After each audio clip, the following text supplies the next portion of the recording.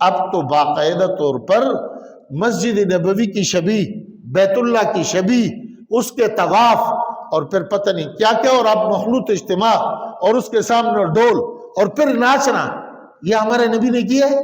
تو یہ تو ذکریوں کا حج جو تربت میں ہو رہا ہے وہ یہاں بھی شروع ہو گئی۔ رسول اللہ صلی اللہ علیہ وسلم نے ہم سے فرمایا کہ ایک وقت امت پر ایسے آئے گی کہ صبح مسلمان ہوں گے اور شام کو وہ اسلام سے نکل چکے ہوں گے، شام کو مسلمان ہوں گے اور صبح وہ اسلام سے نکل چکے ہوں گے۔ اس کی بنیادی وجہ یہ ہے کہ ہمیں اسلام کے بارے میں معلومات نہیں ہے، تو ہم کوئی کام ایسے کر جاتے ہیں کہ پتہ بھی نہیں ہوتا اور انسان دائرے سے باہر ہو جاتا ہے۔ تو اس لیے ضروری یہ ہے کہ یہ بعضی چیزیں ہمیں پتہ ہو، اس کے بارے میں ہمیں جستجو ہو۔ تو آج سب سے زیادہ مظلوم اور یتیم خدا کا دین ہے۔ ہم نے دین کو لیمیٹڈ کر کے صرف نماز تک، وہ بھی پورا پتہ نہیں، باقی کسی چیز میں ہم یہ نہیں چاہتے کہ میں اس میں ذرا سمجھوں میری ذمہ داری کیا ہے رسول اللہ صلی اللہ علیہ وسلم کے امتی ہونے کے حیثیت سے، نہ اس کی ضرورت ہمیں محسوس ہوتی ہے نہ ہم پوچھتے ہیں۔ اس لیے ضروری یہ ہے کہ آج کے یہ موضوع انتہائی ضروری ہے اس موجودہ حالات میں، کہ بہت سی چیزیں ہم ناسمجھی میں کر جاتے ہیں اور اس کے انتہائی خطرناک نتائج ہوتے ہیں اور ہمیں پتہ بھی نہیں ہوتا ہے کہ ہم کہاں پہنچ چکے ہیں۔ اس طرح کہ آج کہتے ہیں نا کہ اسلام کو جدید تقاضوں کے ہم آئین کر دو، اور بھائی آپ لوگوں یہ جو بات کہہ رہے کیا مطلب ہے؟ کہ نبی جو دین لائے تھے وہ کم ہے، وہ نامکمل ہے، اب جدید تقاضوں کے ساتھ اس کی پیوندکاری کر لو۔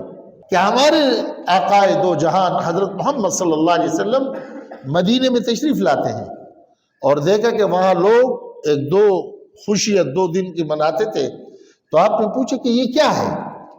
انہوں نے بتایا کہ جی یہ وہ فلاں رسم ہے، وہ فلاں کام ہم کر رہے ہیں۔ آپ نے فرمایا یہ سب ختم کرو، تمہارے صرف 2 عید ہیں، ایک عید الاضحیٰ اور دوسرا عید الفطر ہے۔ اب جب ہمارے آقا نے ہمیں فرمایا کہ تمہارے عید صرف 2 ہے، تو یہ تیسرا عید میلاد النبی کہاں سے آیا؟ اگر یہ بات کہتے تو ناراض ہوتا ہے، کہتے جی نبی نہیں مانتا۔ وہ بھائی نبی ماننا ضروری ہے، نبی کا ماننا اس سے زیادہ ضروری ہے۔ نبی کو مانو، نبی کی نہیں مانتے ہو تو یہ کون سا ماننا ہو گیا؟ جب ہمارے نبی نے ہم سے فرمایا کہ میرے امتیوں تمہارے صرف 2 عید ہے، تو یہ تیسری عید کہاں سے آئی؟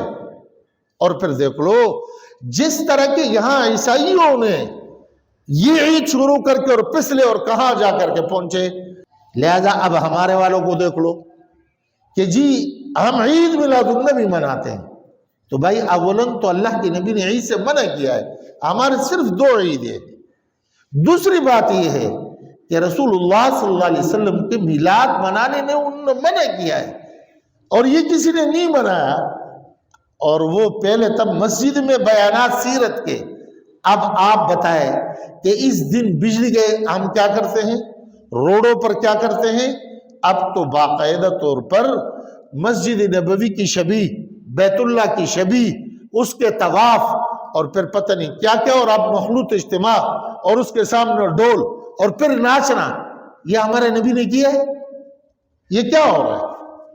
اور آگے جا کر کے اس کے نتیجہ کیا ہوگا؟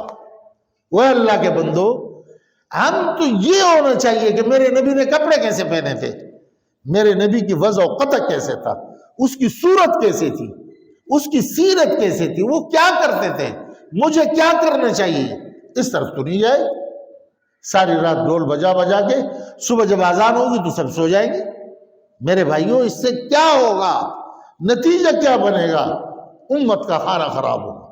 یعنی آپ اس سے اندازہ لگائے کہ ہمارے ایک ساتھی نے مجھے بتلایا 2 سال یا 3 سال ہو گئے، انہوں نے کہا جی صبح دودھ لینے کے لیے میں دکان پر گیا تو ایک خاتون اور دودھ والے کے آپس میں تکرار ہے، تو کہنے لگے کہ انہوں نے کہا یہ بات اس طرح نہیں ہے۔ وہ خاتون نے کہا تیرے دماغ ٹھیک ہے، میں کل حج کر کے آئی ہوں۔ تو انہوں نے کہا کل کون سا حج تھا؟ کہنے لگا یہاں روڈ پر۔ تو وہاں بیت اللہ کی شبیہ بنا کر کے اس کے گرد گھومنا، یہ طواف شروع ہو گیا۔ تو یہ تو ذکریوں کا حج جو تربت میں ہو رہا ہے وہ یہاں بھی شروع ہو گئی۔ لہذا میرے بھائیو یاد رکھو، صاف قرآن کا حکم ہے کہ جو نبی نے دیا ہے وَمَا آتَاكُمُ الرَّسُولُ فَخُذُوهُ، صاف فرمایا کہ اس کو مضبوطی سے تھامو، اور جس چیز سے انہوں نے منع کیا ہے بس اس کو چھوڑ دو۔